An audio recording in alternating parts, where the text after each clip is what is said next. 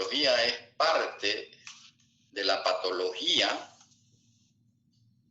que estudia los signos y los síntomas de las enfermedades. Los enfermos vienen a saber qué enfermedad tienen, ¿verdad? O sea, cuando un enfermo se pone mal, se va a las 4 de la mañana a un hospital o un servicio de atención primaria de salud, va con síntomas o puede ir con signos. Entonces, lo que hace el médico es interpretar estos síntomas, interpretar estos signos que son la expresión de la enfermedad. Entonces, la semiología estudia entonces los síntomas y los signos de las enfermedades. Esto pareciera un poco sencillo, un poco simple el decir estudia los signos y los síntomas de la enfermedad. El problema es que ¿cuántas enfermedades tenemos? Innumerables enfermedades tenemos. ¿Será que los médicos vamos a hacer? Una sí, dígame. Perdón. ¿Su pantalla se ve negro o tiene diapositiva o solo es cámara? Disculpe. ¿Cómo? Su pantalla se ve negro, digo. ¿Se ve lejos? Se ve la diapositiva negro. Son diapositivas. Y no se ve en la diapositiva, doctor. Creo que ha alquilado la pantalla donde sale el doctor, no lo que está compartiendo. Desanclalo. A ver, ¿lo ven bien ahí? Yo sí. Yo sí. Se ve bien. Entonces, ¿qué es lo que pasa? Ya. Listo. Perdón. Bien. Ahora sí. Se ve bien. ¿Pueden verlo al doctor? Perdón. ¿Sí? ¿Continuamos? Sí, doctor, ¿todo bien? Ya, ok. Entonces, ¿sí? El gran problema Continuamos. El gran problema es que yo no puedo entender la semiología fácilmente, porque en realidad tengo que conocer la enfermedad. A ver, si yo ahorita les digo, ustedes estamos en una pandemia, el COVID-19, ¿verdad? Si yo les pregunto ahorita, ¿qué síntomas da el COVID-19? Dolor de cabeza, fiebre. Dolor de pecho, falta de aire. Diarrea. De acuerdo, lo que ustedes están nombrando son síntomas del COVID-19, ¿verdad? Y les pregunto, ¿esos síntomas son específicos del COVID-19? ¿Solo el COVID-19 da esos síntomas? No. El problema, ¿no? No hay síntomas ni signos específicos. O sea, ese es el problema de la semiología, ese es el problema de la medicina, ese es el problema del médico. El médico todos los días lidia intentando hacer diagnóstico. O sea, el problema es hacer diagnóstico. Y para hacer el diagnóstico, yo tengo que conocer la enfermedad. O sea, no es suficiente que porque ¿quién no sabe qué es un dolor de cabeza? Todo el mundo sabe, porque todo el mundo yo creo que ha tenido un dolor de cabeza, ¿verdad? Es tan sencillo, tan frecuente, probablemente fácil de describir un dolor de cabeza. Ahora, explicarlo tal vez, la fisiopatología, el por qué se produce el dolor de cabeza, empieza uno ya a tener dificultades, que es parte de la semiología. Entonces, el problema es que de la semiología, que uno para entender el síntoma, el signo, tiene que conocer la enfermedad. Si usted solamente se dedica a leer los síntomas y los signos y no se dedica a leer la enfermedad, entonces va a estar perdido. Los síntomas que tiene el COVID no son específicos, no son solamente el COVID que produce dolor de cabeza, dolor del pecho. Eso también puede ser un resfrío, una gripe, un dengue, un ataque al corazón. O sea, no hay síntomas, no hay signos específicos. Lo cierto es que la semiología estudia los síntomas y los signos de las enfermedades. Por lo tanto, se impone que el estudiante de medicina tiene que leer enfermedades, tiene que empezar a leer, ustedes desde ahora tendrían que empezar a leer enfermedades, ya sea del sistema cardiovascular, enfermedades del sistema respiratorio, enfermedades infecciosas, enfermedades virales, enfermedades micóticas, una serie de enfermedades. Entonces, tienen que empezar a leer aquellas enfermedades más frecuentes, obviamente. Se me ocurre pensar de que ahorita todos debiéramos estudiar, leer lo que es el COVID-19, porque hasta ahora sigue siendo una enfermedad que no la hemos terminado de conocer perfectamente bien, ¿no? ¿Verdad? Entonces, eso es la semiología. Estudian los síntomas y los signos de la enfermedad. ¿Cómo se divide la semiología? Estas son las ramas de la semiología. La semiotecnia, semiogénesis, semiografía y la clínica propedéutica. Entonces, vamos a ir desarrollando estas partes, estas ramas de la semiología médica. Las dimensiones y alcance de la semiología médica. Ya hemos dicho, la semiología médica estudia los síntomas y los signos de las enfermedades. Es la herramienta fundamental del médico clínico, del método clínico, perdón. La ciencia médica, el médico ha sido muy avasallado por la tecnología. Cuando uno dice método clínico, se está refiriendo a lo semiológico, es decir, a lo que yo hago con la historia clínica, a lo que yo hago con mis manos al ver a los enfermos, al examinar al enfermo. Toda esta aparatología, todo esto que es producto de los avances de la ciencia médica, ha hecho a un lado lo que Hipócrates nos enseñó desde el nacimiento de la medicina. Y está el médico perdiendo mucho contacto con los enfermos porque se ve uno atormentado por la aparatología, por la tecnología. Pero la semiología siempre va a ser una ciencia importantísima, es lo primero para hacer los diagnósticos. Lo primero que uno hace es entrevistar al enfermo, examinarlo, y cuando no tiene clara la figura, cuando no tiene claro el diagnóstico, recién recurre a un examen complementario. En el COVID está sucediendo que muchas veces los médicos, sin hacer buena historia clínica, ya le están pidiendo tomografía, porque es tan sensible la tomografía para detectar los problemas, el compromiso pulmonar, pero no es conveniente saltar. Uno primero tiene que examinar, hacer buena historia clínica y después, cuando ya tiene un panorama un poco certero de que es la enfermedad que uno sospecha, recién recurre a un estudio complementario, porque ahorita la tomografía de tórax es más sensible que la simple radiografía de tórax para el COVID. Hay muchos enfermos que inclusive están con pocos síntomas y cuando se le hace una tomografía, los pulmones están con un compromiso mayor del 70%. Eso nos está enseñando esta enfermedad. Pero eso no quiere decir que yo le reste importancia a una buena historia clínica. Entonces, la semiología médica es una ciencia y un arte en el diagnóstico. Es ciencia y es arte. Es ciencia porque todo el mundo hablando de cefalea. Todo el mundo sabe qué es la cefalea, ¿no? Todo el mundo sabe lo que es la cefalea porque yo creo que nadie en este mundo es decir, no ha tenido un dolor de cabeza. Todos hemos debido tener un dolor de cabeza. Pero cuando yo le pregunto a usted, a ver, hábleme de la fisiopatología. Hábleme de la semiogénesis de la cefalea. Empieza uno a flaquear, ¿no es verdad? ¿Y por qué duele? ¿Y por qué? ¿Qué es lo que se libera en la cefalea?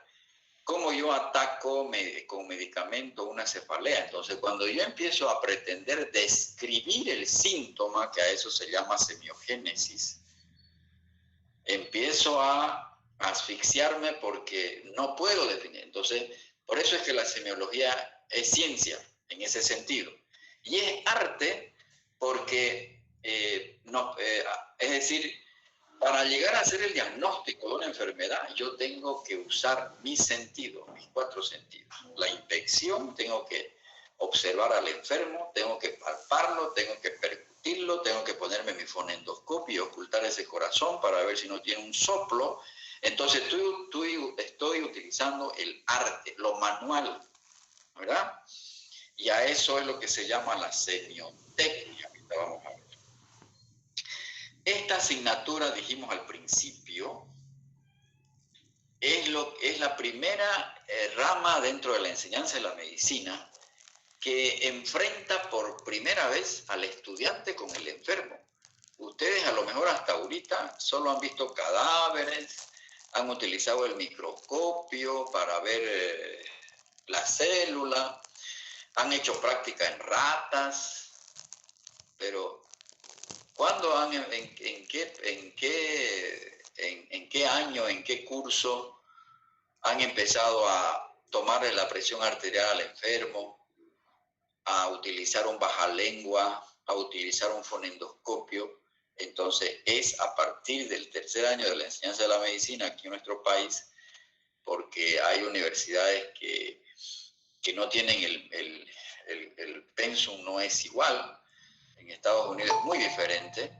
Entonces, en esta asignatura de semiología médica es la primera vez que el estudiante se pone en contacto con el paciente. Entonces, la semiografía como rama de la semiología nos permite decir, estudia la descripción y la caracterización de las manifestaciones de la enfermedad, es decir, describe los síntomas y los signos. Yo tengo que describir. Si un paciente viene por un dolor abdominal, la semiografía me va a permitir saber dónde se localiza ese dolor, cómo es que le duele, si es un dolor continuo, es un dolor de tipo cólico, es un dolor que se inició ayer, que fue agudo, que fue subagudo, que es crónico. Entonces yo empiezo a describir. El estudiante de semiología tiene que aprender a describir los síntomas. No solamente los identifica. Es fácil, pues, ¿no? Resulta que alguien se accidentó en una moto, se cayó. Cuando yo voy y lo veo como médico y veo ahí una herida, veo ahí una fisura, veo ahí un moretón, que es el moretón es la equimosis, ¿no? Dentro de la jerga semiológica, el moretón es equimosis, ¿verdad? El término médico. Entonces, la cosa es describirlo, ese síntoma. O sea, ¿por qué se ha producido? ¿Por qué existe ese color amoratado de la piel, que vulgarmente se llama moretón? Entonces, es fácil, yo con la vista lo veo el signo, pero la cosa es describirlo. Entonces, esto te va a enseñar la semiografía. La semiogénesis, como su nombre indica, estudia el origen, es decir, nos permite saber el origen, por qué. En las hepatitis, que se ve mucho en los niños, hepatitis infecciosa por el consumo de alimentos contaminados, el niño se vuelve histérico.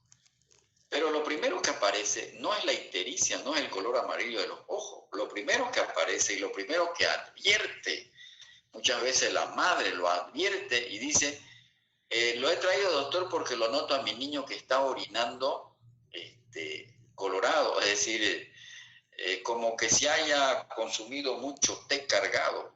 A eso se llama coluria.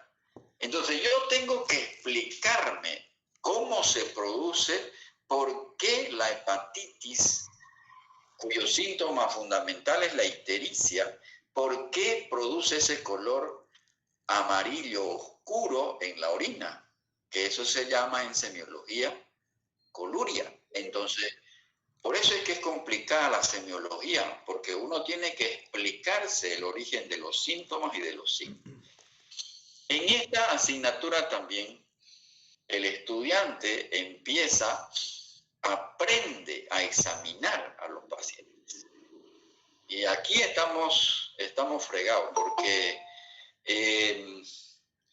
Cuando se le dice a un enfermo, a un paciente, a ver, explore, ¿cómo sabe usted que este paciente tiene una parálisis facial? Es muy frecuente, ¿no? La parálisis facial. ¿Alguien ha visto una parálisis facial?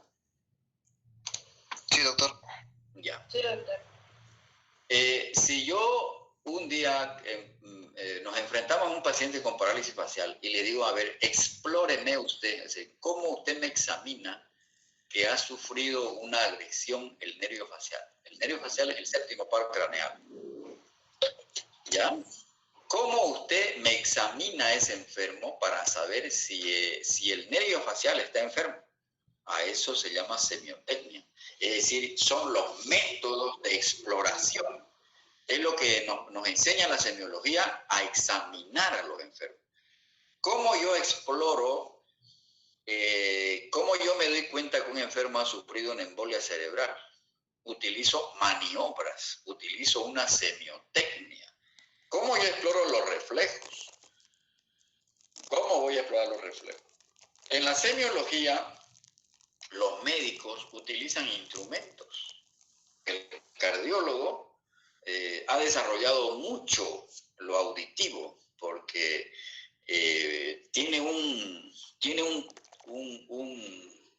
es decir, ha desarrollado tanto el fenómeno de la audición que el cardiólogo pone el fonendoscopio al pecho del enfermo y detecta el soplo y empieza a describirlo el soplo. ¿No es verdad? Entonces estoy utilizando un instrumento. El pediatra utiliza mucho un instrumento fundamental. ¿Cuál es el instrumento fundamental que utiliza el pediatra? No es que el fonendoscopio sea patrimonio del cardiólogo nada más, ¿verdad? Cualquier médico general, cualquier médico necesita el estetoscopio. El único, tal vez el médico que no utiliza un estetoscopio es el oculista, el otorrinolaringólogo, qué sé yo, el dermatólogo, el alergólogo. Pero claro, cuando empezó a aprender medicina, pues seguro que conoció lo que era un estetoscopio, ¿no? Pero hay algunos instrumentos que son propios de los especialistas. ¿Qué instrumento utiliza con frecuencia el pediatra? Doctor, ¿podría ser el bajalengua? El bajalengua. ¿Y por qué? Porque muchos de los niños, una patología predominante en la pediatría, son los procesos gripales, los procesos febriles, vienen los niños con fiebre, y lo primero que uno examina es el istmo de las fauces. Abra la boca, saque la lengua y mira allá al fondo para ver si no hay un compromiso faringoamigdalar. Entonces el pediatra utiliza mucho el bajalengua, utiliza mucho el termómetro porque la fiebre es un síntoma fundamental y muy frecuente en la consulta, pero también el pediatra se pone el estetoscopio al cuello, entonces porque necesita examinar los pulmoncitos del niño. Es algo fundamental. ¿Ustedes creen que los cirujanos usan, los ven ustedes a los cirujanos utilizar frecuentemente un fonendoscopio? No. No, ¿por qué? ¿Por qué? Usa la mano, doctor. El sentido, lo que más ha desarrollado el cirujano en su especialidad es la palpación y la inspección. El cirujano lo mira al enfermo, viene un paciente de 18 años, la madre lo trae y dice, mi hijo está con dolor de la barriga, un dolor abdominal, no quiere comer, está con fiebre. Lo mira el cirujano, no le toma la presión arterial porque eso lo hace el estudiante, eso lo hace el residente y más cosas. Bueno, pero estamos hablando digamos, de un paciente que viene a una consulta privada, digamos, por ejemplo, para diferenciar. Porque en los hospitales públicos, el primero que ve al enfermo es el interno, el que está siendo internado rotatorio, ¿no es verdad? Después lo puede ver el residente y después se lo presenta al médico de planta. Esa más o menos es la ruta, ¿me entienden? Entonces el cirujano lo habitual es que no use el fonendoscopio, porque la ocultación es lo menos importante para el diagnóstico de una enfermedad intraabdominal. ¿Qué maniobras se utilizan? ¿Qué maniobras semiotécnicas? Estamos hablando de la semiotecnia, no se pierdan. ¿Qué maniobras se utilizan para hacer diagnóstico de la mayoría de las enfermedades intraabdominales? Palpación y percusión. La palpación y la percusión y la inspección. El cirujano es tan hábil cuando es bien formado y es un buen cirujano y tiene mucha experiencia, lo mira al enfermo y dice, medio lo mira y lo palpa y dice, tengo una apendicitis, pásenlo al quirófano, hay que operarlo.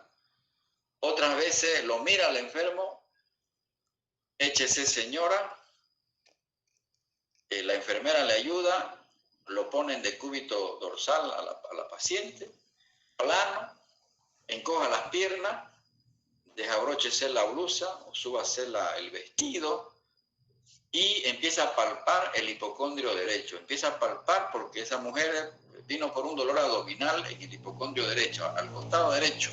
Entonces el cirujano viene, empieza a palparla y despierta dolor. Esta es una colecistitis aguda, pásenla al quirófano. Entonces, el método semiológico, la maniobra que utiliza el médico, los médicos utilizan diferentes maniobras para llegar al diagnóstico, o sea, desarrollan esa habilidad, ese arte. Si usted quiere ser cirujano en el futuro, tiene que palpar barrigas. Si usted quiere ser ginecólogo, tiene que palpar lo que ya saben. Tiene que mirar lo que ya saben, lo que mira el ginecólogo, ¿no es verdad? Entonces, el médico va en el curso de su formación. Nosotros estudiamos 5 años en la universidad, 1 año de internado, 3 meses de provincia. Ya empezamos nosotros nos empieza a gustar alguna rama de la medicina. Entonces, y es porque hemos adquirido habilidad. Yo he tenido alumnos que les ha gustado mucho la cardiología porque a lo mejor le enseñé muy bien o porque les gustó ocultar el corazón, porque tuvieron habilidad para interpretar un electrocardiograma. Otros, nada que ver, no les gustaba nada la cardiología y lo que les gustaba era examinar la panza. O sea, desarrollaron mucho la palpación. Entonces el cirujano tiene mucha habilidad con la palpación, ha desarrollado tanto la palpación que medio lo palpa el abdomen y ya se da cuenta que es una apendicitis aguda, que es un vólvulo, que es una colecistitis aguda, que es una hernia atascada. ¿Se dan cuenta? Entonces, esta rama de la semiología, que es la semiotecnia, que nos permite utilizar las maniobras semiológicas, nos sirven para hacer el diagnóstico de la enfermedad. Un neurólogo, ¿qué creen que ha desarrollado qué utiliza el neurólogo? ¿Qué instrumento utiliza el neurólogo para hacer el diagnóstico de sus pacientes? ¿Qué maniobra? Martillo percutor. ¿Será que ustedes que un neurólogo lo van a ver habitualmente con un fonendoscopio colgado en el cuello? No. ¿Por qué? Porque el cerebro no se oculta, pues, ¿no? ¿Acaso se oculta el cerebro? ¿Qué van a ocultar? ¿No ven? ¿Se dan cuenta? Entonces, el neurólogo, para hacer diagnóstico de las enfermedades neurológicas, utiliza la inspección, obviamente la anamnesis, la historia clínica, que es lo que vamos a ver enseguida, ¿verdad? Pero él, ¿qué utiliza? Un martillo. ¿Para qué? Para ver los reflejos, tal vez, ¿verdad? Para ver los reflejos. ¿No ves? El ginecólogo, ¿qué utiliza? ¿Utiliza un fonendoscopio habitualmente para hacer diagnóstico de las enfermedades? No, pues ¿acaso se oculta la vagina? ¿Acaso se ocultan las trompas? ¿Acaso se oculta el útero? No, pues se palpa, se toca. Entonces, ¿qué es lo que ha desarrollado? ¿Qué técnica utiliza el ginecólogo para hacer el diagnóstico de las enfermedades? Además de la inspección. La palpación. Mete los dedos, ¿no es verdad? Mete los dedos. Hace tacto. ¿Cómo sabe que la paciente ya está por parir? Porque mete los dedos. ¿No ve? Se va a dar cuenta si está dilatando el cuello de la matriz. O sea, ¿qué es lo que ha desarrollado ¿Qué técnica ha desarrollado ese ginecólogo? Palpación. O sea, él ha desarrollado mucho, tiene mucho tacto, ¿verdad? Un oftalmólogo, ¿qué maniobra utiliza para examinar el ojo el oftalmólogo? Inspección. ¿Será que percute el ojo? No, ¿Será que oculta el ojo? tampoco. Tampoco. ¿Y cómo hace el diagnóstico de las enfermedades del ojo? A través de la inspección. La inspección utiliza un oftalmoscopio, es decir, está utilizando un instrumento, es decir, la semiotecnia utiliza maniobras e instrumentos para poder llegar a hacer el diagnóstico de las enfermedades. ¿Ok? Un dermatólogo, ¿qué utiliza para hacer diagnóstico de sus enfermedades, de sus pacientes, de las enfermedades de sus enfermos? Utiliza percusión, ocultación, fonendoscopio, utiliza un bajalengua. ¿No ve? Inspección. Inspección también. Pura inspección, y habitualmente los dermatólogos tienen una lupa para ver mejor las lesiones. ¿No es verdad? Otro instrumento que utilizan mucho los ginecólogos, por ejemplo, siempre lo van a ver, los ginecólogos son como los sastres. ¿Por qué digo eso? Los sastres. ¿Ah? ¿Por qué digo eso? Porque tienen siempre en sus mandiles una cinta métrica. ¿Para qué? Para medir la altura uterina. Para medir la panza, porque las mujeres embarazadas vienen con la panza, entonces ellos miden la altura uterina y la altura uterina les permite estimar la edad gestacional. Es parte de sus instrumentos. Entonces, la semiotecnia es una rama de la cirugía que nos permite poner en práctica las maniobras, y utilizo yo a través de algunos instrumentos que me permiten, como dice aquí, poner de relieve los signos y los síntomas. La historia de la semiología se remonta a la historia de la medicina en sí. Ustedes saben que el creador fue Hipócrates. Hipócrates hacía diagnóstico con la inspección y la palpación. Este señor Leopoldo Abenbrugger introdujo la percusión como método clínico. Fíjense ustedes que han sido estos. En esta época no había tecnología, no había radiología, no había hemograma, no había nada. Los médicos hacían diagnóstico con la inspección, la palpación, la percusión y la ocultación. ¿Verdad? René Teófilo Jacinto Laennec inventó el primer estetoscopio para la ocultación, que lo vamos a ver cuando veamos semiología de la ocultación. No es el estetoscopio moderno que tenemos ahora, era de madera. Entonces, el conflicto actual es el menoscabo del método clínico en aras de la aparatología tecnológica. O sea, la tecnología nos ha apartado a los médicos de hacer buen examen físico. Pero por eso es que nuestros diagnósticos muchas veces están mal hechos. Y el que pierde es el enfermo. Lo primero es una buena historia clínica, un buen examen físico. Y después, cuando yo tengo duda, recién recurro a un examen complementario. Lo primero es lo primero. O sea, hay que hacer una historia clínica o un examen físico. Entonces, las enfermedades se expresan de dos formas: con signos y con síntomas. Los síntomas son subjetivos. El síntoma siempre es referido por el paciente. Hay un sinnúmero de síntomas. Hay síntomas del aparato neurológico, del aparato respiratorio, del aparato cardiovascular, del aparato linfático, del aparato osteomuscular, del sistema digestivo, del sistema genitourinario. Hay un mundo de síntomas que vamos a ir viendo. Es subjetivo, ¿no es verdad? Generalmente los enfermos vienen a la consulta o se internan refiriendo un síntoma.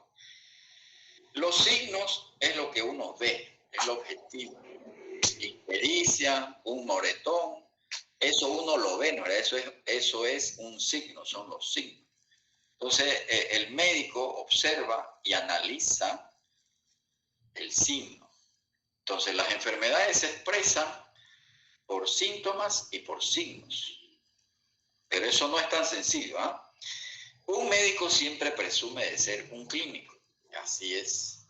Las pruebas son complementarias. Lo que manda es la clínica. El análisis de los síntomas y de los signos. Eso es lo que manda. No es lo primero pedirle un examen a un enfermo sin examinarlo para saber qué tiene. Lo primero es someterlos a una exploración clínica. Aquí entra la medicina basada en la evidencia. Es decir, lo primero es examinar a los enfermos. Para llegar al diagnóstico yo tengo que examinar a los enfermos. Y este examen tiene que ser completo, tiene que ser metódico. Estos métodos, que son los clásicos métodos que nos enseñaron nuestros médicos griegos, los antiguos, la inspección, la palpación, la percusión o la ocultación, no va a pasar nunca de moda. Nos equivocamos en los diagnósticos precisamente porque no somos metódicos en nuestra exploración física. ¿No es verdad? Y tiene que ser conciso. Uno cuando está en la consulta, la norma dice que uno tiene que atender 4 enfermos por hora. Un médico general tiene que atender 4 enfermos por hora. Quiere decir 15 minutos por paciente. Entonces, de hecho, que cuando ustedes empiecen, cuando se gradúen de médico, le van a tirar 1 hora examinando al enfermo y todavía no van a saber qué tiene. ¿Por qué? Porque no tienen la experiencia. ¿Verdad? Cuesta. No es como siempre nos enseñan los libros. Entonces,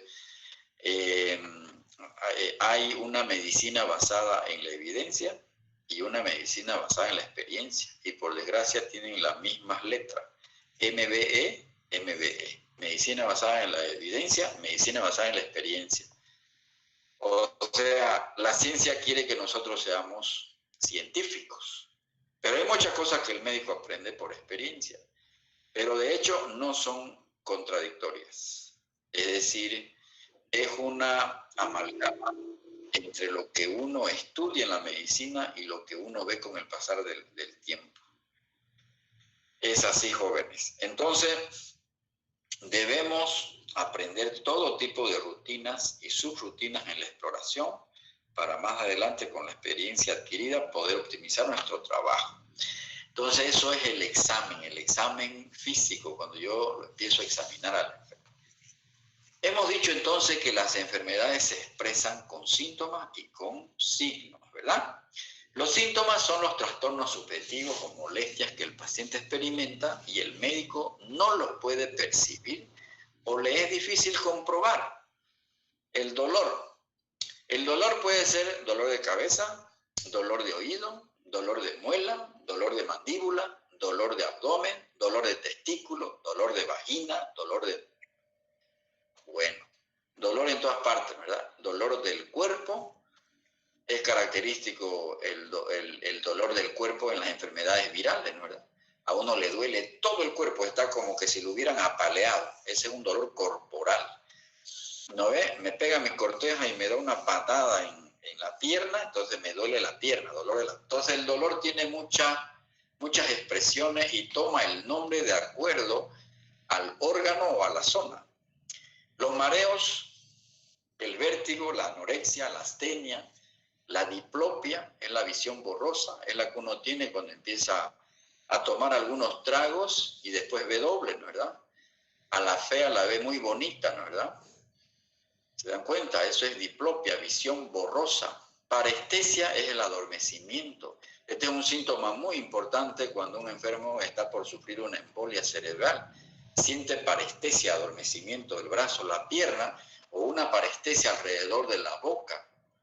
Eso es parestesia, adormecimiento.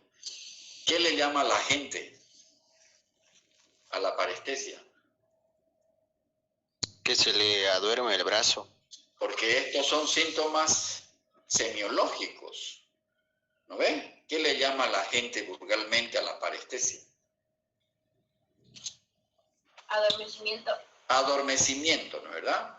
Los adormecimientos, los calambres son muy frecuentes en personas mayores, ¿no ves? En los abuelitos, las abuelitas, por el frío, tienen parestesia, tienen adormecimiento, calambre. Astenia es la falta de fuerza. Anorexia es cuando uno pierde el apetito. El vértigo es una sensación de inestabilidad. Hay vértigo objetivo y hay vértigo subjetivo. Es lo típico cuando uno está medio alcoholizado, ¿no ve? Cuando ha bebido mucho, se echa a la cama y se da cuenta, parece que uno gira sobre el techo o el techo gira sobre uno. Entonces, eso es vértigo objetivo o un vértigo. Entonces, vamos a ir aprendiendo. Yo les recomiendo que ustedes tengan un vademecum, un diccionario médico, que empiecen de la A hasta la Z, porque en los diccionarios médicos nos enseñan los conceptos así como el abecedario, ¿no es verdad? Desde la A, astenia, dinamia, anorexia, ¿no es verdad? Entonces es importantísimo en la enseñanza de la medicina el que uno tenga un diccionario médico. Por el contrario, los signos son manifestaciones objetivas de la enfermedad. Es lo que uno puede ver, palpar, ¿no verdad? Medir. Constituyen una señal o un indicio de enfermedad. O sea, nuestros enfermos van a la consulta o se internan o por síntomas o por signos. Bueno, algunos van con síntomas y con signos. Signos generalmente es lo que explora el médico, lo que busca el médico. Yo tengo que buscarlo el signo. Por ejemplo, aquí, deposición melénica, ictericia, hematoma, equimosis. Estos signos, el médico los ve. Uno lo puede ver, lo puede palpar, lo puede percutir, lo puede ocultar. Pero también hay signos radiológicos, hay signos bioquímicos, hay signos tomográficos, ¿no es verdad? Entonces, no solamente son los signos que uno ve en el enfermo, sino algunas características que uno ve en una radiografía de tórax, en un electrocardiograma, en una tomografía, también son signos de enfermedades. Y el síndrome es el conjunto de síntomas y signos que obedecen a múltiples enfermedades. Por ejemplo, acá hay el síndrome febril, el síndrome ictérico, el síndrome de abdomen agudo. ¿Qué quiere decir? Inicialmente, cuando uno está aprendiendo medicina como están ustedes, porque ustedes todavía son como esos, han visto como los pajaritos, ¿no ven? Tienen sus nidos y dan sus crías, ¿no es verdad? Y son esos pajaritos que no tienen pelitos todavía, así están ustedes en la enseñanza de la medicina, ¿verdad? Están todavía en proceso de crecimiento, ¿no es verdad? Están ávidos por aprender medicina. Le están saliendo unos pelitos, ya están empezando la carrera de medicina, ¿no es verdad? Así son ustedes. Entonces, cuando uno está aprendiendo medicina, tiene que hacer primero diagnósticos sindrómicos. No champarse directamente en el diagnóstico de la enfermedad. Miren, un enfermo que viene por fiebre, como dice aquí, por ejemplo, síndrome febril, la fiebre, la madre lo trae al niño y dice, doctor, desde hace 3 días mi niño hierve de fiebre, está con calentura. Caramba, yo para saber bien si es cierto lo que me dice la madre, agarro mi termómetro, sea digital o sea el clásico, y evidentemente el niño está con fiebre de 38 grados, 38.5, ¿verdad? ¿Qué más tiene su niño? Mire, no quiere comer, está con dolor de cabeza, dice que le duele la cabeza, es un poco de tos. Bueno, ¿qué diagnóstico le voy a poner yo a ese niño? ¿Qué enfermedad cursa con fiebre, con dolor de cabeza, con tos? ¿Qué enfermedad cursa con esos síntomas?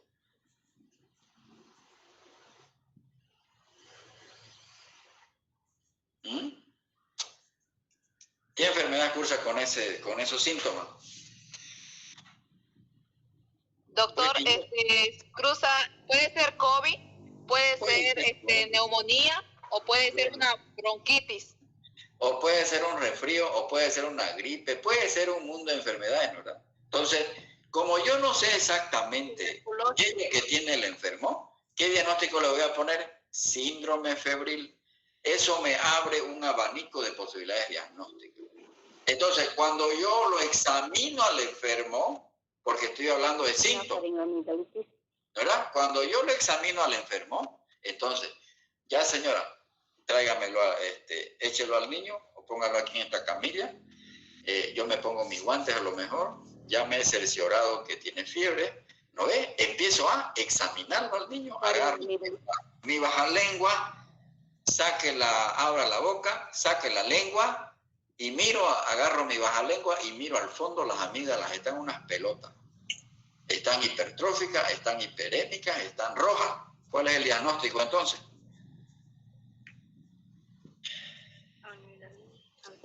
Puede ser una faringoamigdalitis aguda. Entonces, el diagnóstico inicial, como ha sido síndrome febril. Pero he explorado el istmo de la Fauce y no tiene nada el niño ahí. No hay nada. Entonces me voy a pulmones, me voy a explorar, los emitórax. Agarro mi fonendoscopio y empiezo a examinar los pulmones. Inspección, lo palpo, lo percuto y lo oculto, el tórax del niño. ¡Ay, caramba! He encontrado algo en la base del emitórax izquierdo. Caramba, es una neumonía lo que tiene este niño. Y eso es grave, ¿no? Lo puede matar al niño. ¿Se dan cuenta? Entonces, esos síntomas están dentro de lo que le hemos puesto al inicio, síndrome febril. Entonces, para que yo haga el diagnóstico exacto, tengo que examinarlo bien al enfermo. Entonces, casi siempre no es suficiente el análisis de los síntomas para llegar al diagnóstico de la enfermedad. Yo necesito de esta otra segunda parte de la historia clínica que ahorita vamos a empezar, que es el examen físico. Y si todavía tengo duda, ¿qué hago? Exámenes complementarios. Exámenes complementarios, le pido un hemograma o le pido una radiografía de tórax. Entonces, cuando uno está empezando a aprender medicina, que es el caso de ustedes, e incluso cuando la universidad les entregue su título de médico cirujano, van a seguir todavía utilizando los síndromes, pero ya tienen un poquito más de capacidad porque ya han pasado 5 años, 6 años, han hecho su provincia, ya están más hachas, ¿verdad? Entonces, sigue siendo útil el utilizar estos diagnósticos que se llaman diagnósticos sindrómicos. La ictericia, por ejemplo. ¿Por qué se llama síndrome ictérico? Porque la ictericia es producida por múltiples enfermedades. Múltiples enfermedades. Si una madre me trae a su niño de 5 años porque lo ha visto amarillo, los ojos están amarillos, ¿cuál es lo más probable que tenga ese niño? Hepatitis, doctor. Hepatitis. Pero si doña Juanita me lo trae a su esposo que tiene 70 años y se ha dado cuenta desde que hace 10 días su marido está con los ojos amarillos, ¿será que es hepatitis? Cirrosis alcohólica. ¿Ah? Cirrosis o falla hepática. Nada que ver. Litiasis Nada que ver, porque la hepatitis no es frecuente en los ancianos ya. La hepatitis es una enfermedad de los niños. Es más frecuente en los niños. Entonces, yo tengo que lo voy a internar al señor con el diagnóstico de síndrome ictérico. ¿Por qué? Porque lo que está resaltando es la ictericia. Y la ictericia puede ser causada por múltiples enfermedades. Por eso se llama síndrome. No se pierdan. Síndrome es un conjunto de síntomas y de signos. Entonces, es útil, sigue siendo útil el diagnóstico de síndrome. Síndrome febril, síndrome ictérico, síndrome de abdomen agudo. Acá abajo está que no se ve, síndrome coronario agudo. ¿Entienden el concepto? ¿Está claro el concepto de síndrome? Sí. Sí. Ya, entonces, para mañana ustedes me van a traer algunos diagnósticos sindrómicos. Diagnósticos sindrómicos. Ok. Resulta que hay una variedad de síntomas. No todos los síntomas son iguales. Bueno, me estoy refiriendo a que hay síntomas del corazón, hay síntomas de los pulmones, hay síntomas de la garganta, hay síntomas del oído, ¿verdad? Hay tipos de síntomas. Síntomas generales, síntomas cardinales, síntomas locales o síntomas reflejos, síntomas tóxicos, síntomas prodrómicos, fluctuantes, neurovegetativos. Una infinidad, una variedad de síntomas. ¿Por qué se llaman síntomas generales? Porque son comunes a muchas enfermedades. Astenia, fiebre, pérdida de peso, son síntomas comunes en muchas enfermedades. Yo no puedo hacer diagnóstico solamente con astenia, con fiebre, que me venga un enfermo. Es difícil que yo sepa cuál es el diagnóstico que le voy a poner al enfermo, porque es un síntoma común. En cambio, síntomas cardinales son más específicos. Por ejemplo, un dolor del pecho exquisito en la región del tórax, en el ápex, eso es un síntoma un poco más específico del corazón. Pero no se olviden que en el tórax, en el pecho, no solamente está el corazón, están los pulmones. En una mujer está la mama. No se olviden que los pulmones están rodeados por las pleuras. Puede ser un dolor de tipo pleural. Entonces, los síntomas cardinales son más específicos. Y eso es lo que uno tiene que buscar cuando está haciendo la anamnesis, la historia clínica de los enfermos. ¿Cuál es el síntoma, señor, señora, que más le preocupa? ¿Por qué usted ha venido específicamente? A ver, dígame, ¿cuál es el síntoma que más le preocupa? Entonces, ese síntoma que me dice el enfermo, lo más probable es que es el síntoma cardinal. Y es el que me interesa porque es el que ubica al sistema que está afectado. Por ejemplo, la tos. ¿Ustedes creen que es un síntoma cardinal? Sí. ¿Por qué? Síntoma cardinal, ¿de qué sistema es la tos? Sistema respiratorio. El respiratorio. Pero el sistema respiratorio es extenso, pues. ¿De dónde empieza el sistema respiratorio?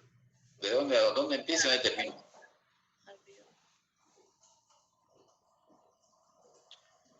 O sea que si un paciente viene por tos, ustedes dicen, ¿tiene una enfermedad de los pulmones? No, nada que ver, ¿no ve? La tos, evidentemente, es un síntoma del sistema respiratorio. Pero el sistema respiratorio, jóvenes, es extenso. Pues, ¿dónde empieza el sistema respiratorio? ¿Cómo está formado el sistema respiratorio?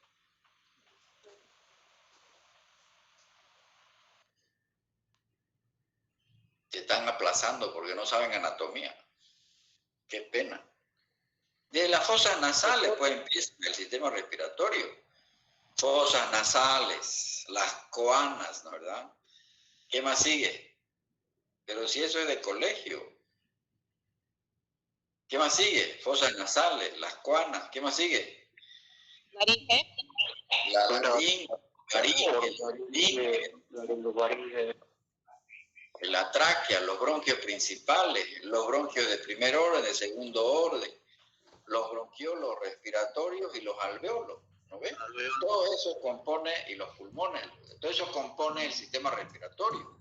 Entonces, cuando un enfermo viene por tos, yo tengo que pensar que ese es un síntoma cardinal del sistema respiratorio. Pero la siguiente pregunta es, ¿pero de qué estructura? ¿De la fosa nasal?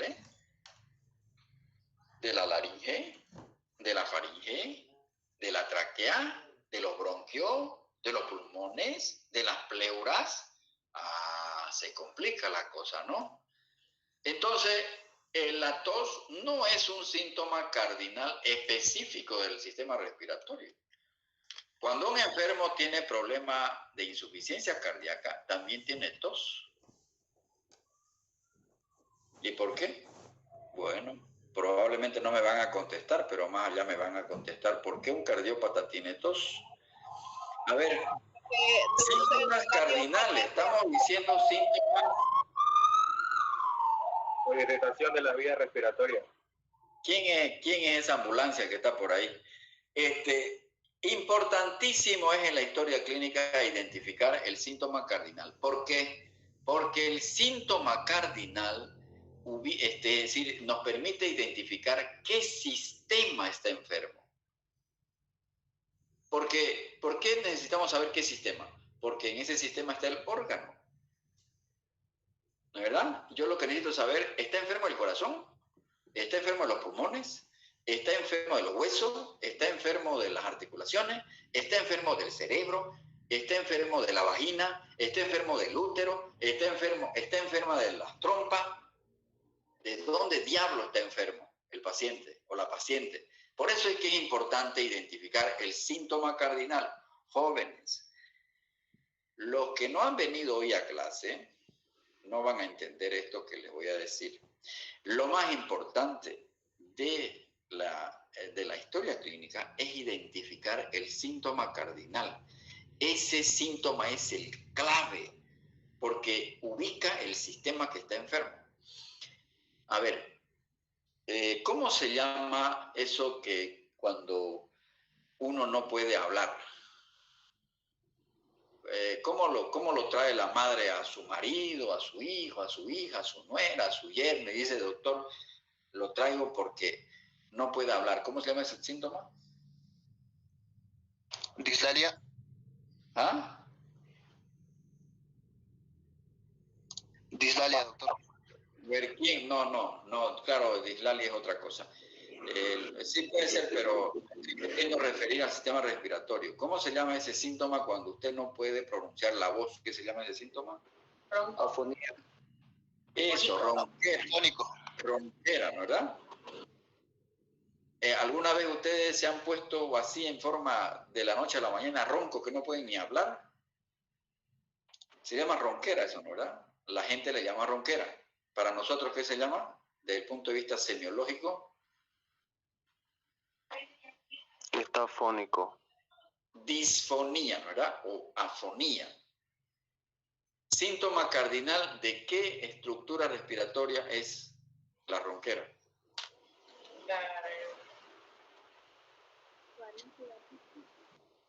Doctor, de la laringe, porque en ahí están las cuerdas vocales.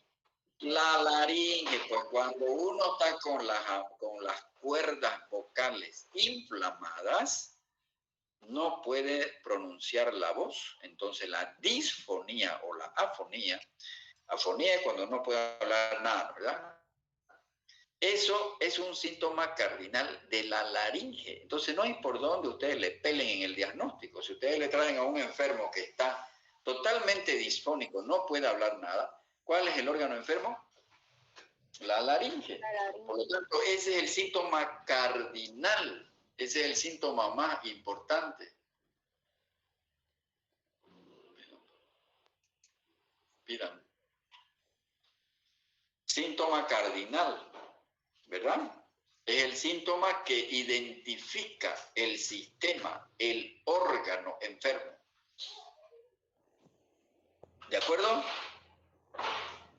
¿Estamos de acuerdo? Sí, doctor. Ese síntoma cardinal es el primero es el síntoma que ustedes tienen que identificar en los enfermos. Pero ¿qué sucede? Mi paciente puede venir por un síntoma general, astenia, fiebre, pérdida de peso. Esos no son síntomas muy específicos de un órgano enfermo. Astenia, fiebre, ustedes pueden tener astenia, porque si son flojos tienen astenia, ¿no es verdad? El flojo tiene astenia, ¿no es verdad? Pero no es por enfermedad, ¿no es verdad? Entonces lo que uno tiene que identificar en la historia clínica es el síntoma cardinal.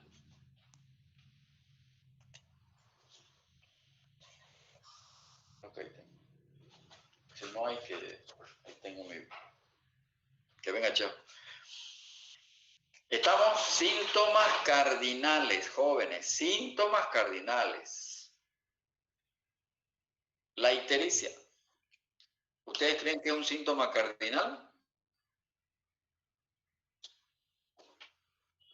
No.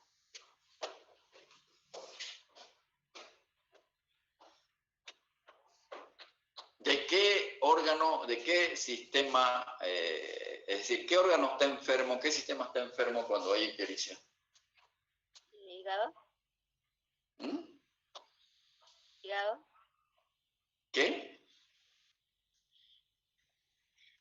doctor? Hígado. Le cuento que no. Le cuento que no. Claro, Vías biliares. síndrome histérico, porque precisamente la histericia es producida por muchas enfermedades. A ver, ¿quién me dice anatómicamente cómo es el colédoco? ¿Quién me dice cómo es el colédoco? ¿Cuántas porciones tiene el colédoco? ¿Cuántas partes tiene el páncreas anatómicamente? Cabeza, tronco y extremidades, ¿no ves? Cabeza, cuerpo y cola tiene el páncreas, ¿no ves? La cabeza del páncreas está al lado derecho o al lado izquierdo del cuerpo. Derecho.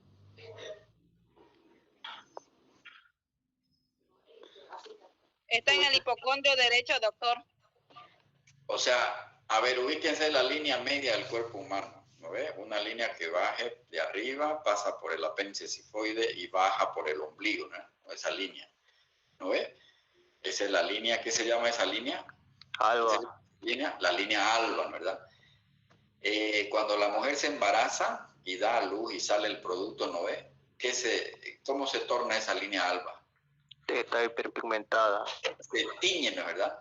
Entonces díganme, ¿la cabeza del páncreas está al lado derecho de esa línea alba o al lado izquierdo? Derecho. Derecho, está al lado derecho, ¿no? ¿Verdad? El colédoco le forma un marco a la cabeza del páncreas, ¿se acuerdan? El colédoco tiene, perdón, estoy chipado. ¿Qué dijimos? El Páncreas. El duodeno le forma un marco a la cabeza del páncreas, ¿se ubican?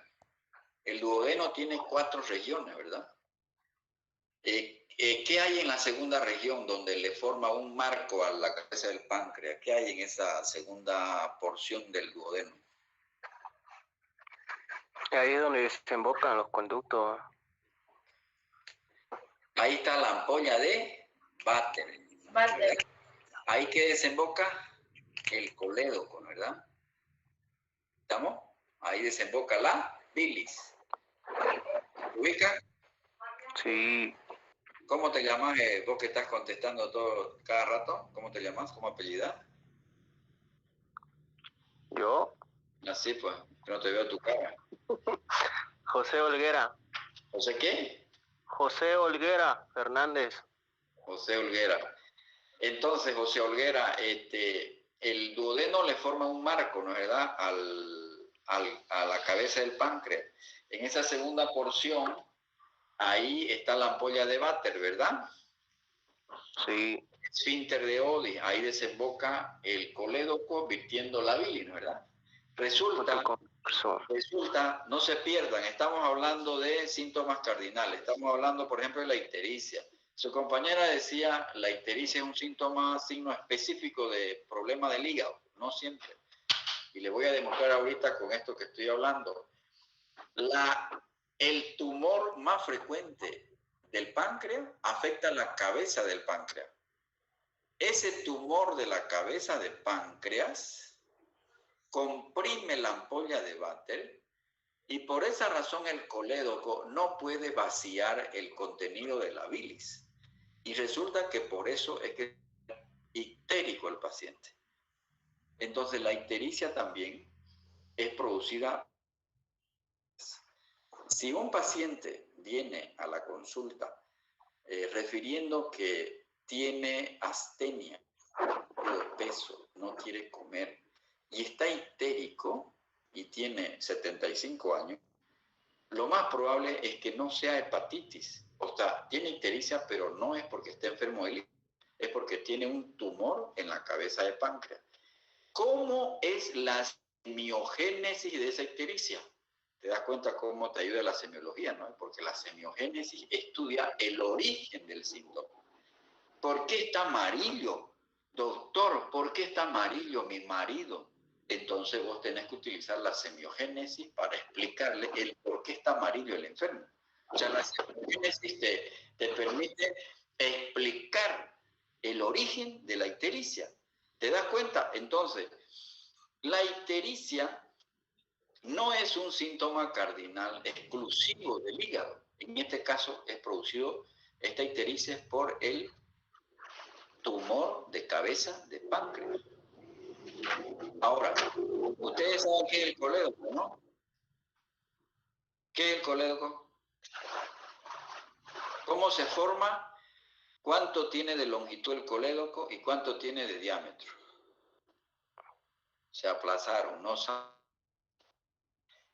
Resulta que una paciente puede tener un cálculo pequeñito en la vesícula biliar. Como es pequeñito, pasa el conducto cístico y llega al colédoco y ahí lo obstruye. No puede pasar el cálculo, el licto. Ustedes como son vulgos le van a llamar cálculo. Yo como soy médico le voy a llamar licto. ¿Entendido? De aquí en adelante no van a utilizar cálculo. Los cálculos lo dice el vulgo. Nosotros los médicos tenemos que decir litos. Ese es el término correcto desde el punto de vista semiológico. Entonces, ese lito que hay en el colédoco va a obstruir, no va a poder pasar la bilis. Y al no pasar la bilis, el paciente se va a volver ictérico. ¿Se dan cuenta? Entonces, les estoy diciendo, hay 3 causas de ictericia. Una hepatitis infecciosa aguda, puede ser una colédosis, o sea, la presencia de un cálculo enclavado en colédoco, o puede ser un tumor, un adenocarcinoma de la cabeza de páncreas. Por esa razón, se dice síndrome ictérico. Mientras yo no esté la ictericia, yo tengo que ponerle en el diagnóstico síndrome ictérico. Ahora, cuando ya lo he estudiado bien al enfermo, le he hecho una tomografía y más cosas, abajito puedo poner adenocarcinoma de páncreas. O puedo decir un TU. En semiología utilizamos mucho el término TU para identificar tumor. TU, cuando ustedes vean en las historias clínicas, TU quiere decir tumor, que puede ser benigno o puede ser maligno. ¿Se dan cuenta? Por esa razón se dice síndrome ictérico, porque no es producido solo por una enfermedad, sino puede ser producido por varias enfermedades. Entonces, jóvenes, cuando estén haciendo la historia clínica, lo importante es identificar los síntomas cardinales. Si tengo que identificar cuál es el síntoma más importante que tiene mi enfermo, porque ese síntoma más importante, el que más le preocupa, más resalta, el que más le preocupa por el que viene, ese síntoma identifica el órgano o el sistema que está enfermo. Y además pueden haber síntomas generales, pero lo importante es ese tendón de Aquiles, el más importante, el síntoma cardinal. Síntomas locales o circunscritos son, como su nombre indica, una herida, una abrasión, es algo local. Es local, es circunscrito, ¿verdad? Ese es un síntoma local. Síntomas reflejos se refieren. Hay muchas enfermedades cuyos síntomas se reflejan a distancia. Típico, el dolor del hombro, cuando una mujer tiene cálculo en la vesícula biliar, ese dolor de la vesícula se irradia al hombro, o se irradia o se va a la boca del estómago. Son síntomas reflejos. Típicamente un dolor por un cálculo, por un lito que hay en el ureter, en el hombre se va al testículo, se irradia al testículo. Y en la mujer se irradia ese dolor a los genitales, a los labios mayores de la mujer. Imagínense, síntomas reflejos. Por eso cuando yo estoy explorando a mi paciente, ¿dónde le empieza su dolor, señora? Mire, doctor, se me empieza acá atrás en la cadera y se queda ahí nomás el dolor o se va abajo. Sí, oiga, mire, se me viene acá a mi parte. Son síntomas reflejos. El dolor del pecho típico del infarto agudo de miocardio se irradia al brazo izquierdo. Puede irradiarse a la mandíbula, puede irradiarse hacia atrás, hacia la espalda alta. Esos son síntomas reflejos. ¿Entendido? Síntomas reflejos. Síntomas tóxicos. Es clarito. Cuando uno ve a un enfermo muy grave, fundamentalmente se ve en pacientes que tienen enfermedades infecciosas, se le nota en la cara de que está tóxico. Son casi característicos los síntomas tóxicos de enfermedades infecciosas. Síntomas prodrómicos son muy inespecíficos. Los síntomas prodrómicos son característicos de las enfermedades infecciosas. Aparecen días antes de los síntomas cardinales.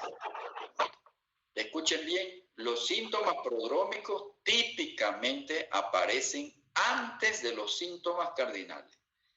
Miren, cuando un niño sufre una hepatitis infecciosa tipo A, porque hay tipo A, tipo B, tipo C, tipo D, tipo E, la tipo A es la más frecuente, es producida por un virus que viene en los alimentos contaminados. Típicamente los síntomas prodrómicos, los que aparecen antes del síntoma cardinal. ¿Cuál es el síntoma cardinal? ¿Cuál es el signo cardinal de una hepatitis infecciosa? La ictericia, el color amarillo en los ojos y la coluria. Antes de que aparezca la ictericia, el niño tiene astenia, puede tener fiebre y no quiere comer y puede tener un dolor en la boca del estómago. Es característico estos síntomas antes de que le aparezca el síntoma cardinal. Imagínense entonces lo difícil que es para el médico hacer el diagnóstico cuando el enfermo viene por síntomas prodrómicos. Después aparece con ictericia. Ah, no, pues cuando ya está histérico el enfermo, el niño, es más fácil para el médico. Si este niño fue a un médico cuando estaba con los síntomas prodrómicos, el médico le puede pelar en el diagnóstico. Cuando se va a otro médico ya con ictericia, es más fácil para este médico hacerle el diagnóstico. Entonces, ¿qué va a decir ese médico? El mal médico dice, miércoles, qué sonso ese médico que no hizo el diagnóstico. No es que sea sonso. Lo que pasa es que fue en una etapa donde estos síntomas, astenia, fiebre, pérdida de peso, que no podía comer el niño, son síntomas inespecíficos. Muchas veces nuestros enfermos llegan con estos síntomas y uno no puede hacer el diagnóstico. ¿Saben ustedes qué es la culebrilla? Eso es lo que le llama el herpes zóster. El herpes zóster, ¿no? La gente del campo le llama culebrilla. Bueno, no solamente la gente del campo. Mucha gente le llama culebrilla, ¿no? ¿Cómo creen que empieza la culebrilla? ¿Qué síntomas prodrómicos da la culebrilla? ¿Qué es lo primero que aparece? ¿Han visto alguna vez un herpes ustedes? ¿El herpes zóster en el tórax? Sí. No aparece con ese sarpullido de vesículas. Lo primero que aparece que es un dolor. Si el dolor es en el hemitórax izquierdo, ¿con qué yo puedo confundir ese dolor?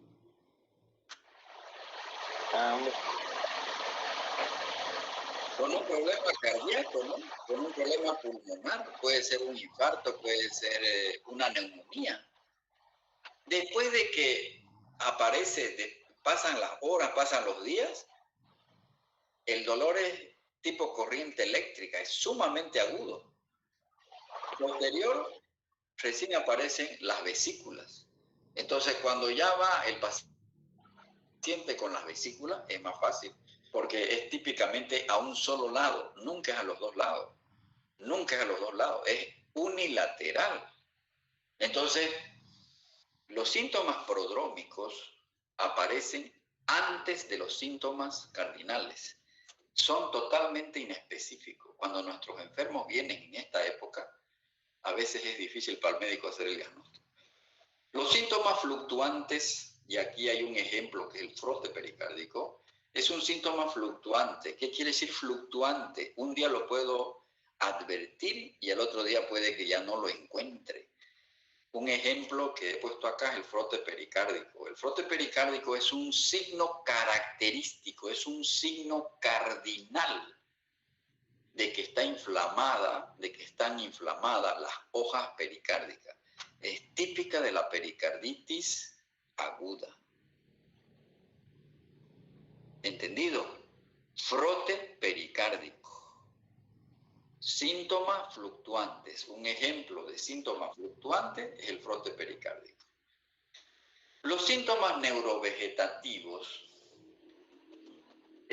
por ejemplo, se presentan muy frecuentemente cuando un enfermo sufre un infarto agudo de miocardio. El infarto agudo de miocardio es porque una arteria del corazón se obstruye, se tapa, no pasa la sangre, entonces el músculo cardíaco se necrosa y esa falta de irrigación genera el dolor típico del infarto agudo de miocardio. Cuando se está obstruyendo la arteria del corazón, el paciente puede sufrir mareos, puede tener náusea, puede tener vómito, puede sudar frío, puede hacer del cuerpo inclusive, se puede orinar, se puede, ya saben lo que se puede hacer aparte de orinarse, ¿no verdad? ¿Saben a qué me se refiero, no verdad? Entonces, esos síntomas neurovegetativos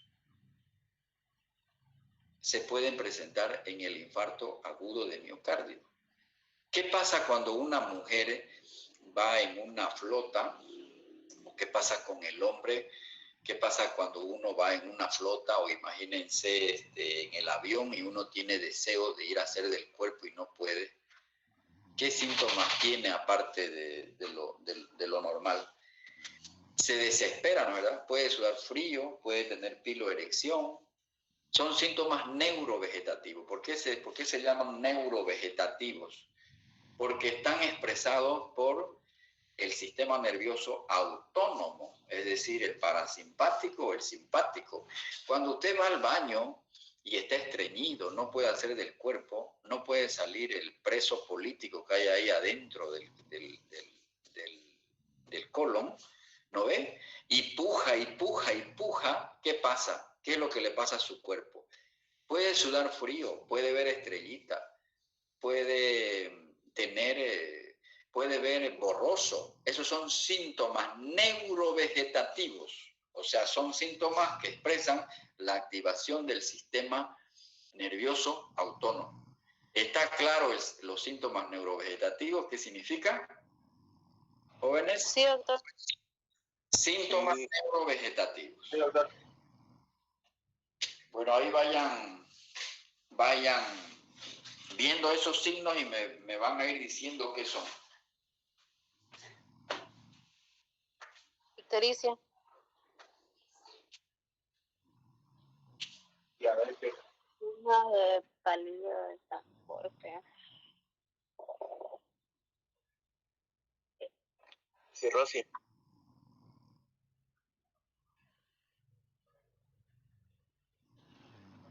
Edema.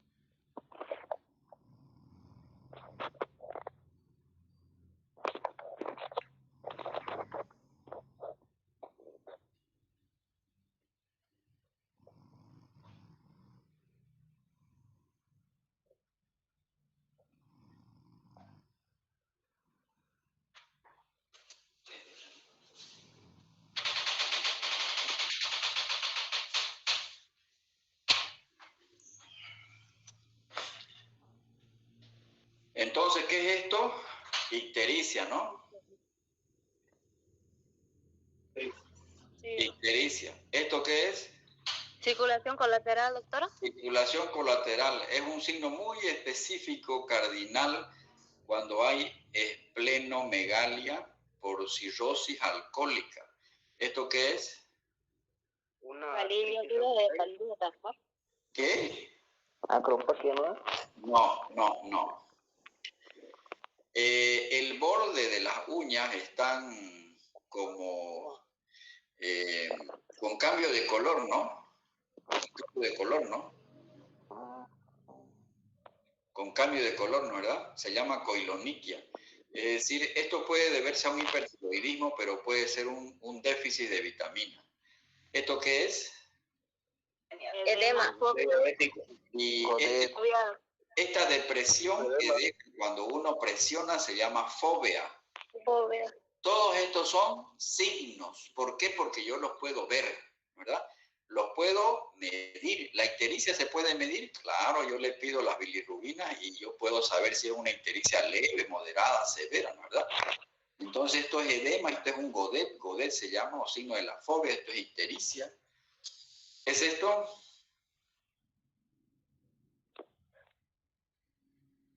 Aquí ha nacido el bebé, el recién nacido. Aquí está el cordón umbilical. El médico, el que lo ha atendido, está pinzando el cordón umbilical. El niño, el recién nacido, está llorando, pero ¿qué le notan? ¿Qué se llama este signo?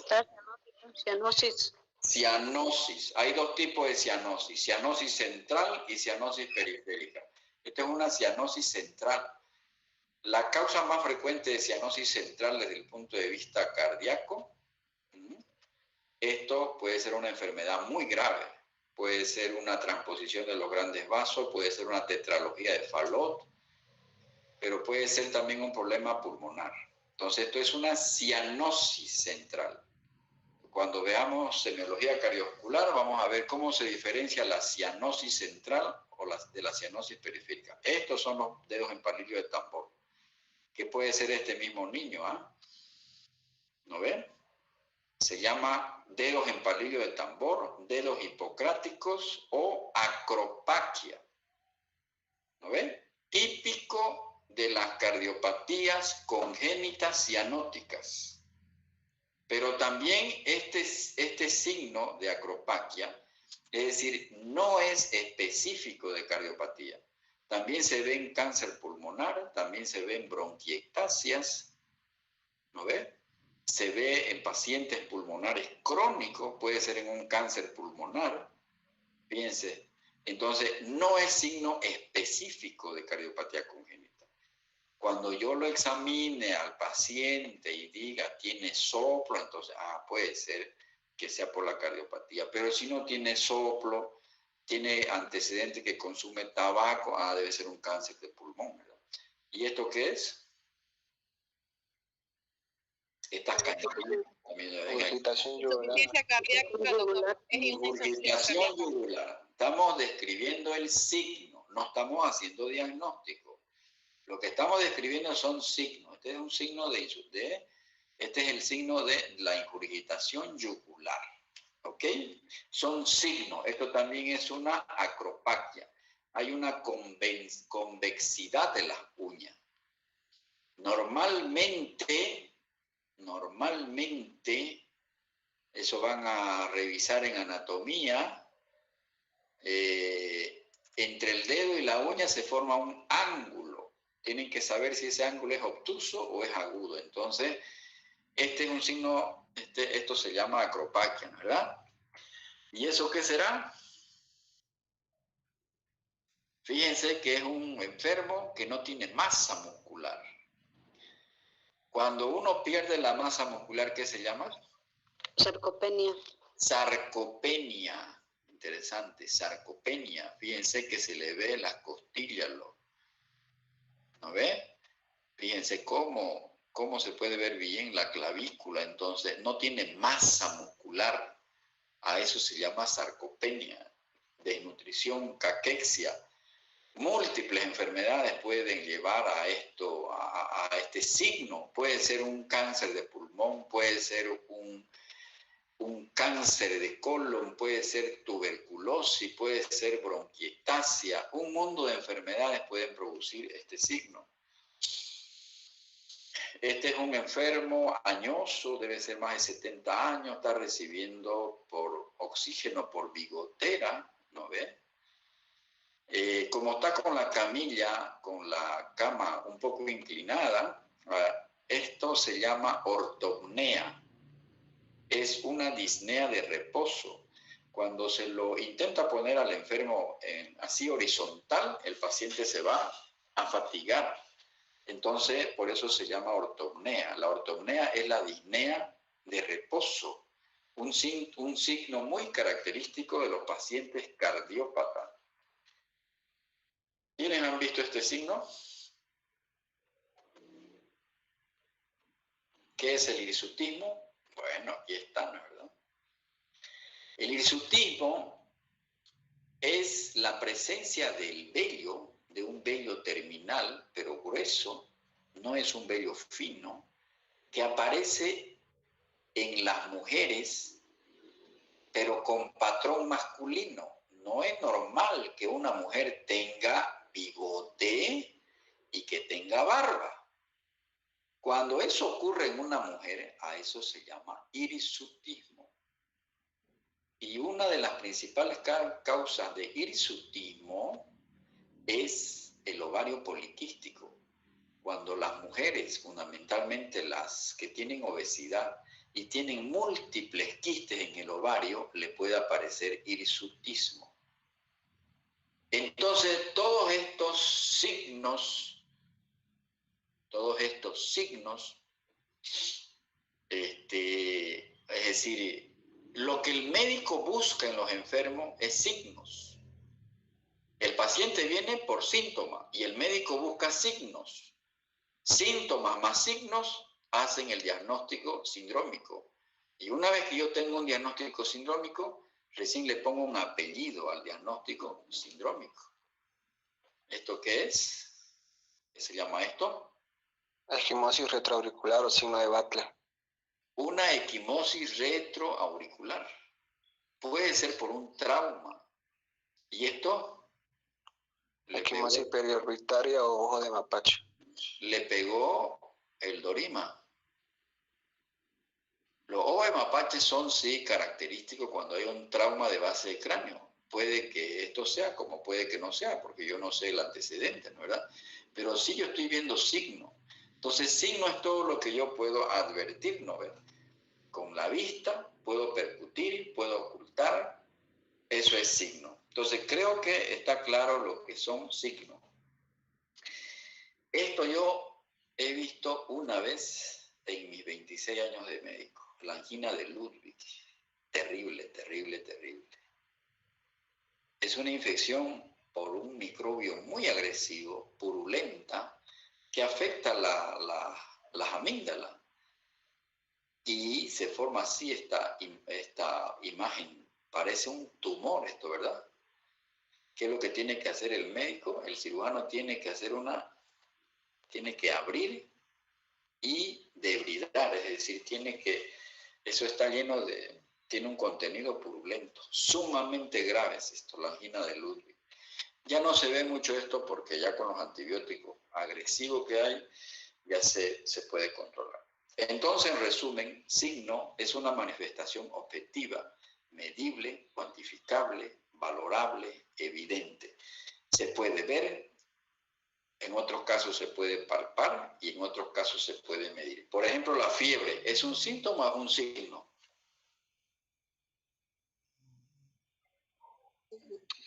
Es un signo. Un signo. Y es un síntoma también, ¿no era? Porque cuando yo estoy con fiebre, ¿acaso cuando uno tiene fiebre no tiene nada más? Tiene, pues, no se siente bien, le duele el cuerpo, se puede sentir fatigado, se siente caliente. Entonces, hay signos que también se comportan como signos, pero es más signo que síntoma, porque la fiebre se puede medir. No se puede ver, pero se puede medir. medir. Lo que se puede medir es un signo. Resulta que algunas escuelas le llaman signo guión. Para nosotros es signo cardinal. Nos permiten clasificar una enfermedad desde el punto de vista general. Entonces el signo guión es el signo cardinal. Es el signo que el síntoma que yo debo identificar en lo posible en mis enfermos. Signo concurrente o plurívoco. Típico. Son los síntomas prodrómicos. Son comunes a muchas patologías, pero resulta que los síntomas prodrómicos son casi los característicos de enfermedades infecciosas. ¿Qué es un estigma? Es un signo que persiste durante mucho tiempo. Ejemplo, los dientes de Hutchinson y el paladar ojiva. Y seguramente que ustedes han visto algunas personas que tienen los dientes como manchados, bien amarillos. Ese es un estigma. Eso fue porque esa persona, la madre cuando estaba embarazada, tomó algún antibiótico y le manchó el esmalte de los dientes. Y eso se queda para siempre. Eso es un estigma. Entonces, un estigma es un signo que persiste durante mucho tiempo. Los estigmas más frecuentes que hay dentro de la semiología médica, dentro de la medicina, son los estigmas hepáticos. Son esa circulación colateral. Eso mucho se vio, lo vieron mucho los médicos, porque antes la cirrosis alcohólica, como no tenía buen tratamiento, los enfermos, los médicos los vieron morir a los enfermos con esa circulación colateral, con la ascitis, por ejemplo, ¿no ves? Lo llamaron así estigma porque se mantenía por largo tiempo. Ahora puede que ya con los adelantos de la medicina, los gastroenterólogos ya tratan mejor a los pacientes con cirrosis alcohólica y ya no los ven mucho tiempo, ya esa circulación colateral puede que mejore sustancialmente. Pero hay todavía algunos otros estigmas que uno los ve por mucho tiempo en los enfermos. El signo patognomónico casi que ya no existe. Indica inequívocamente la enfermedad que aqueja al enfermo. Típicamente se describió en la historia de la medicina estas manchas que se producen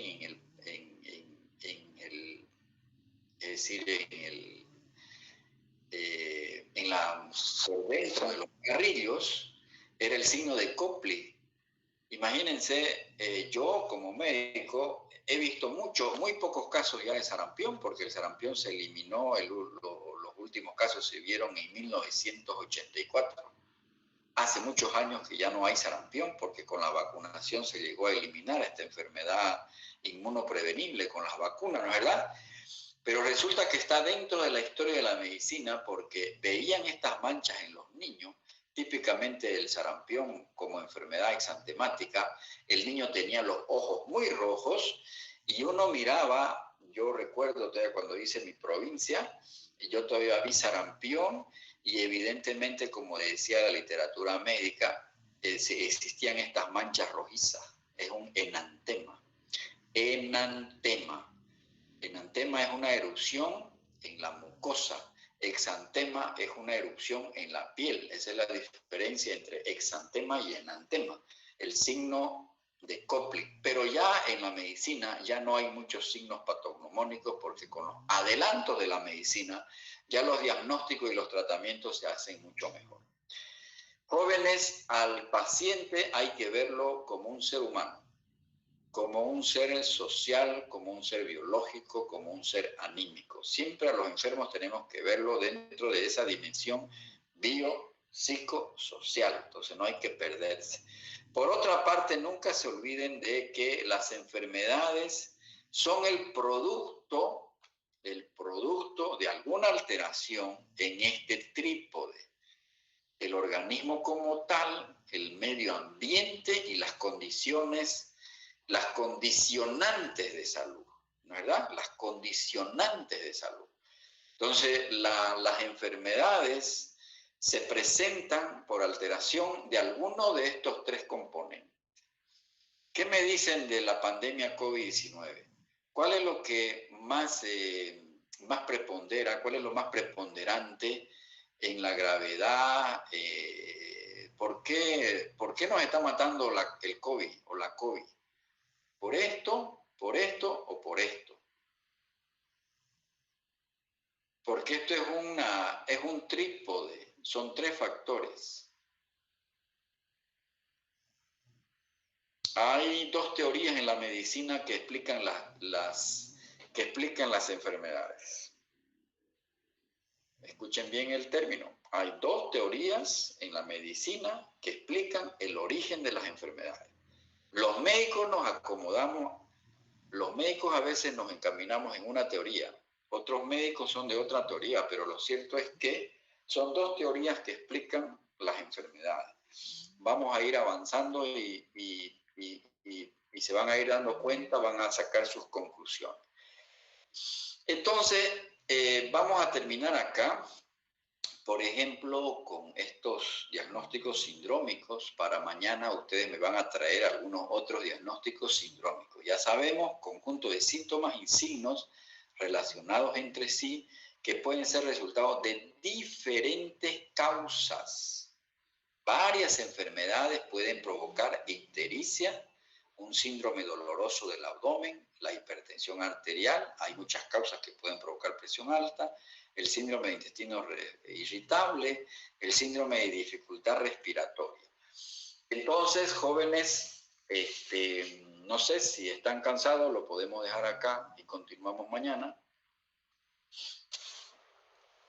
¿Podríamos continuar mañana, doctor? Perfecto. Entonces, ¿qué vamos a hacer mañana? Mañana tiene que venir alguien a llevar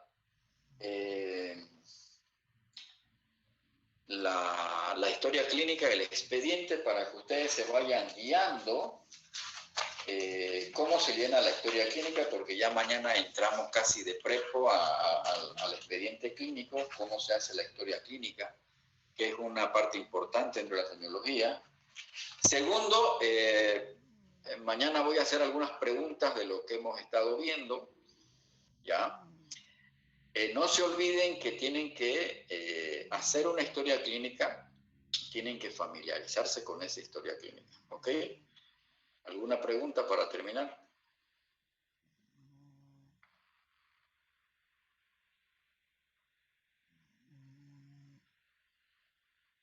¿No hay nada? Bueno, entonces nos despedimos, pasen buenas noches, ojalá que les haya gustado esta clase. Doctor, una pregunta. ¿Esa historia clínica vamos a recogerlo donde usted trabaja? No. Allá no pueden entrar. Aquí en mi consultorio he dicho clarito, a las 5 de la tarde, una sola persona que venga, cualquiera. Yo le voy a entregar y ustedes tienen que hacerse, el que venga se queda con el original. Y ya se distribuyen y tienen que hacer fotocopiar unas 2 o 3 veces, porque como se van a equivocar cuando vayan llenando porque no van a entender todavía bien. Entonces, no puedo yo estar entregándole historias clínicas porque son historias clínicas que he sacado del hospital, digamos. Entonces, no puedo tener a la mano un montón de historias clínicas para darle a cada uno de un original. Entonces, se hacen fotocopiar 2 o 3 veces cada. Son varias hojas que componen la historia clínica. Entonces, eso es lo que vamos a hacer, ¿ok? Doctor, una última pregunta. ¿Va a tomar lista? Voy a tomar. O sea,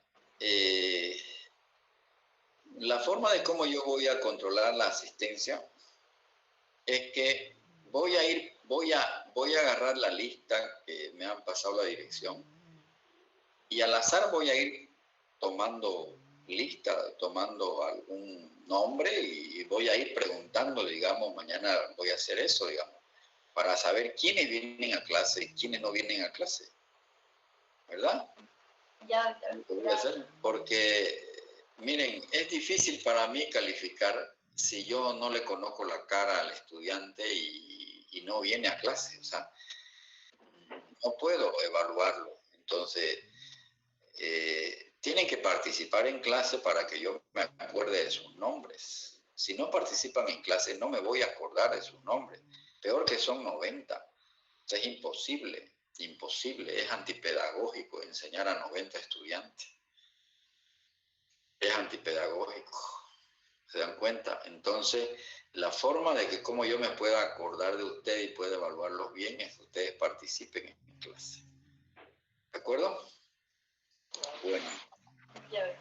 Entonces, nos veremos mañana a las 7 de la noche. Si es que no llueve o si es que no hay un tsunami. Hasta mañana, doctor. Ok. Hasta mañana, doctor. Hasta mañana, doctor. Chau, chau. Mañana, doctor. Hasta mañana, doctor. Buenas noches. Buenas noches.